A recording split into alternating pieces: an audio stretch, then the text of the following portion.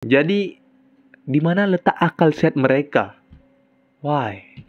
Waklong, anak-anak muda Aceh jauh Malaysia, setat peng, cok peng ke belah tanah, bak nanggro Aceh, bak nanggro tanyo.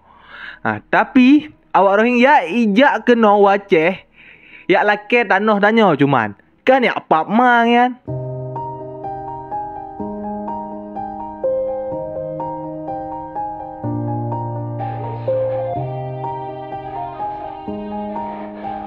Ya Alekku, belakangan ini banyak beredar berita-berita tentang penolakan Rohingya di Aceh gitu. Bahkan banyak netizen-netizen yang menghujat untuk warga-warga Aceh gitu. Bahwasanya orang-orang Aceh ini tidak berperi kemanusiaan, tidak ada rasa kemanusiaan gitu.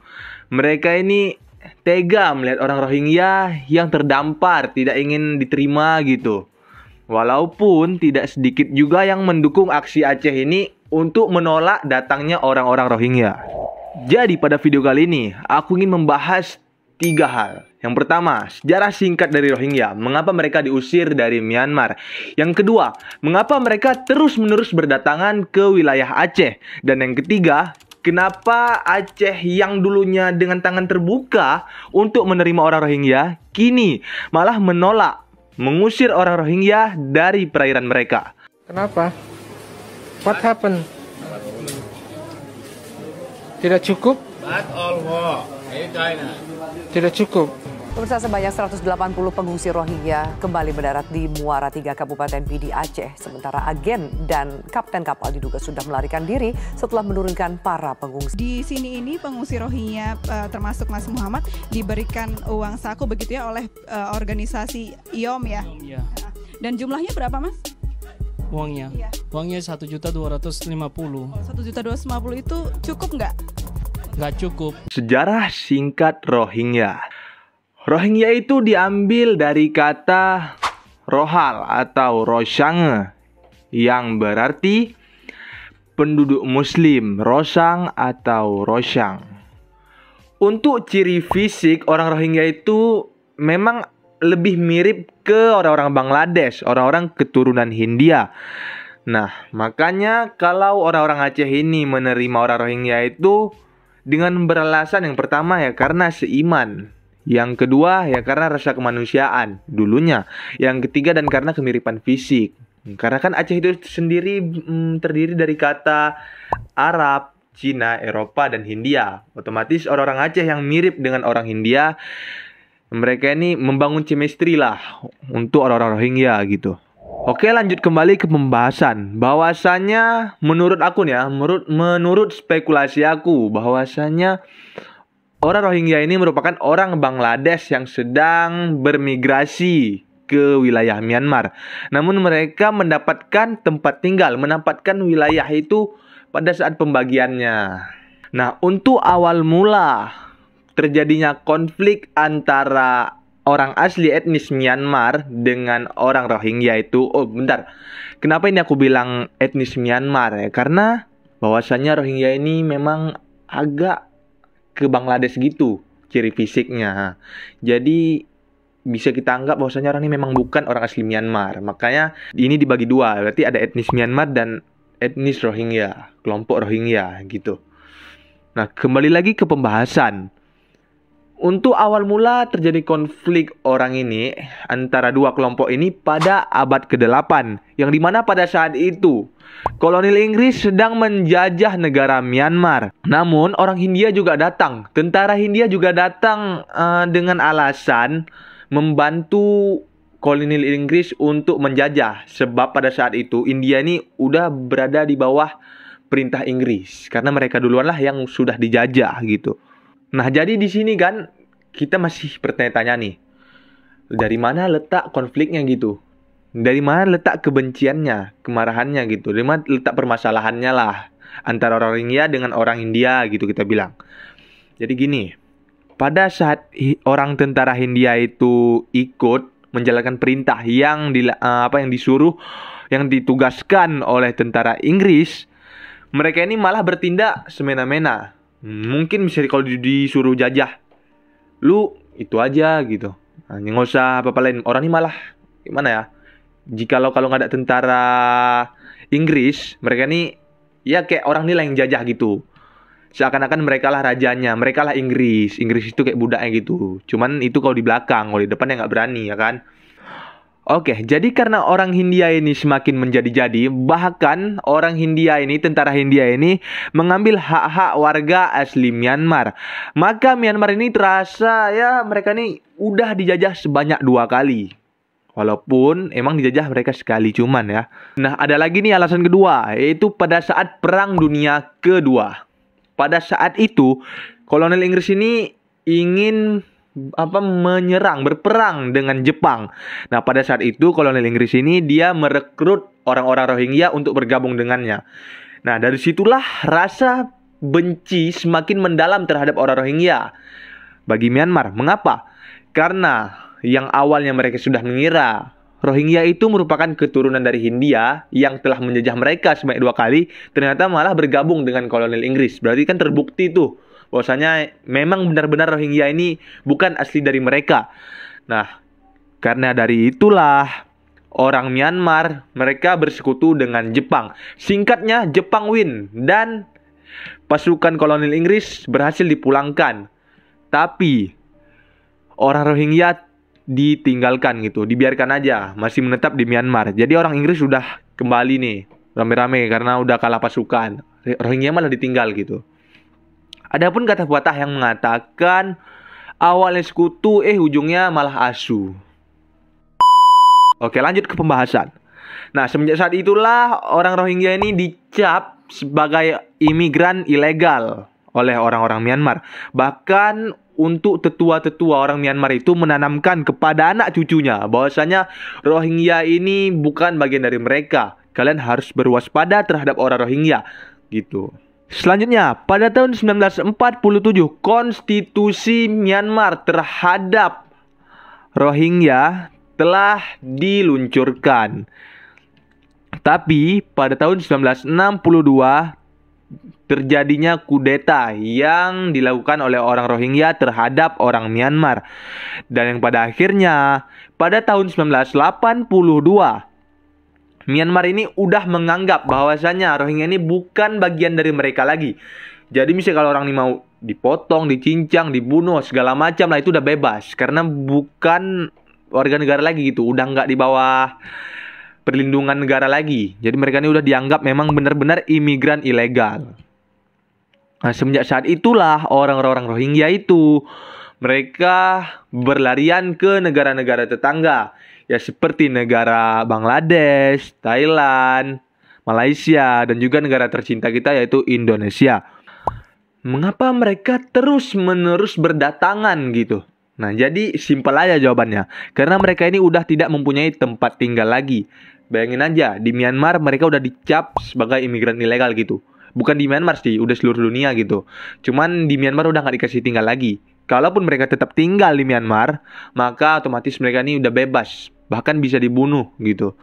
Karena mereka takut, mereka ya melarikan diri ke negara-negara tetangga yang barusan aku sebutkan. Nah, tapi karena tema yang aku bicarakan ini tentang penolakan Rohingya di Aceh, jadi aku nggak bahas untuk negara-negara lain. Aku bahas tentang yang ada di sekitar Aceh. Oke, awalnya orang-orang Aceh itu, masyarakat Aceh dengan tangan terbuka, dengan senang hati menerima datangnya orang Rohingya. Bahkan orang-orang Aceh itu menyebut bahwasanya orang Rohingya itu sebagai manusia kapal. Sebenarnya sih manusia apa? Mereka ini kan di boat gitu. Cuman ya dipanggil manusia kapal.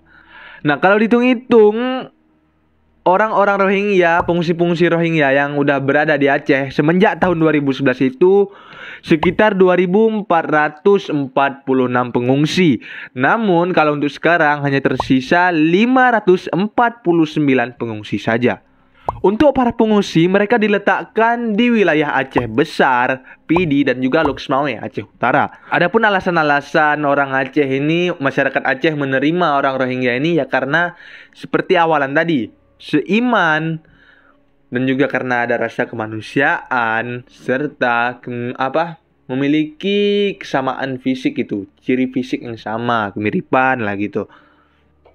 Untuk awal-awal mereka datang masuk ke Aceh itu aman-aman saja. Bahkan masyarakat Aceh sendiri itu dengan senang hati menerima datangnya orang-orang Rohingya. Karena ya satu iman, seiman gitu. Sama-sama komunitas muslim. Karena orang Aceh kan memang lebih dominan ke orang-orang muslim semua, orang-orang Islam semua. Nah, sama juga dengan orang Rohingya. Namun untuk konflik pertama orang Rohingya dengan masyarakat Aceh terjadi pada tahun 2015. Yang dimana pada saat itu ada 10 orang Rohingya ini ingin berusaha melarikan diri dari kamp pengungsian. Nah, 4 diantaranya wanita dan selebihnya pria. Pada saat itu 4 wanita dan 6 pria ini mereka berusaha melarikan diri dari kamp penampungan.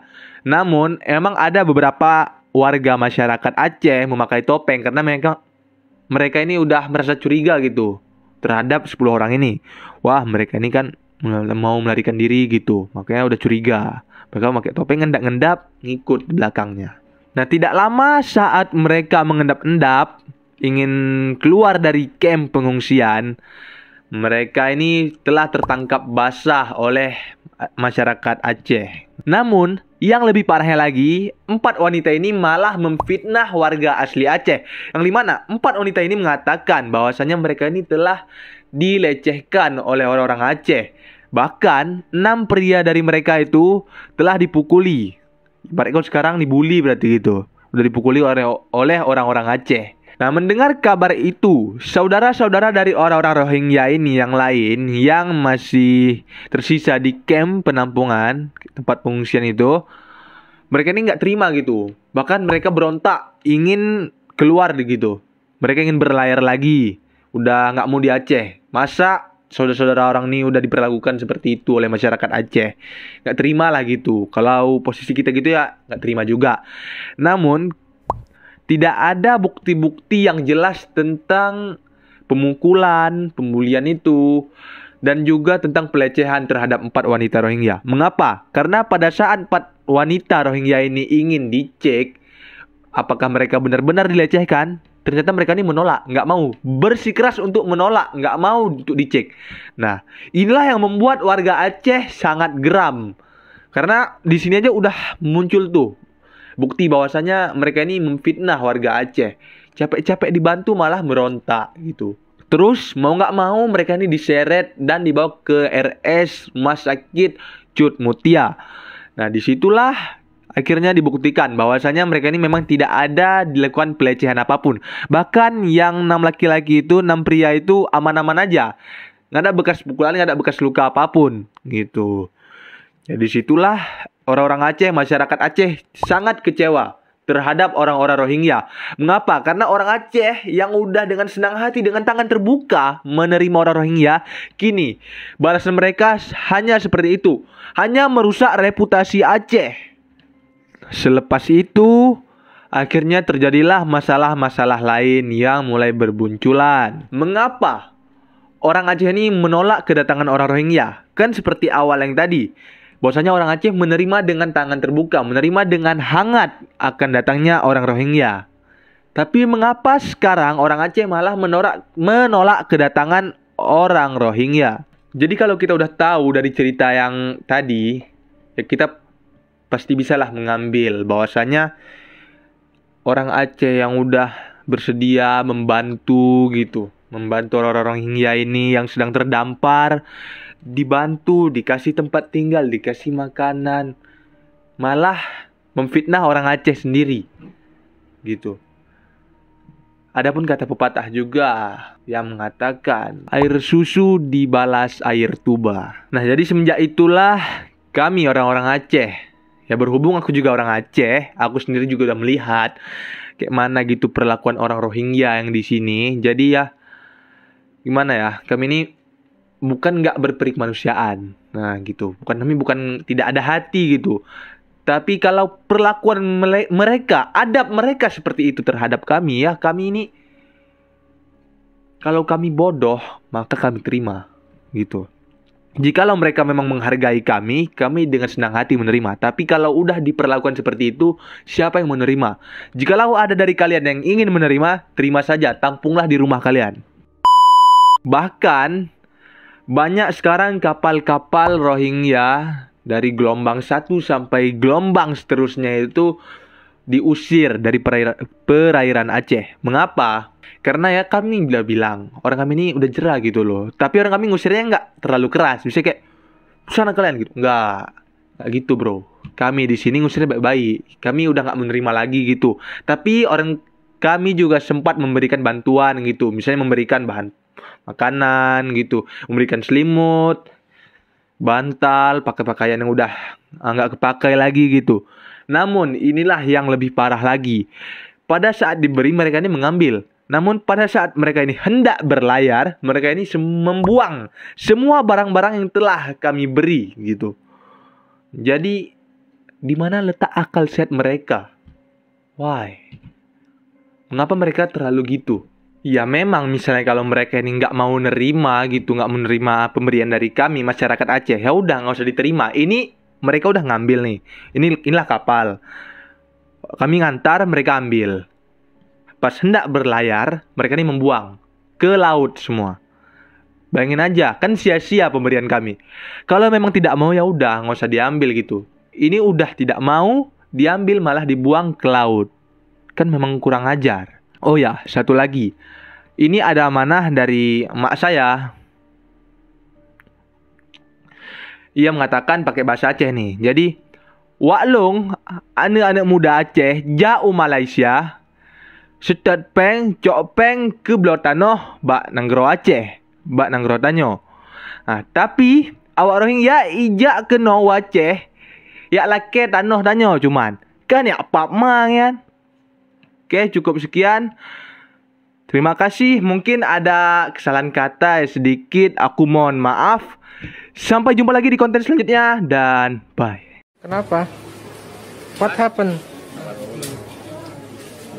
Tidak cukup? Tidak cukup. Pemirsa, sebanyak 180 pengungsi Rohingya kembali mendarat di Muara 3 Kabupaten Pidi Aceh. Sementara agen dan kapten kapal diduga sudah melarikan diri setelah menurunkan para pengungsi. Di sini ini pengungsi Rohingya termasuk Mas Muhammad diberikan uang saku begitu ya oleh organisasi IOM ya. Iya. Dan jumlahnya berapa Mas? Uangnya. Iya. Uangnya 1.250.000. 1.250 itu cukup nggak? Nggak cukup. It's so cold outside. I'm alone, I'm alright. It's so cold outside.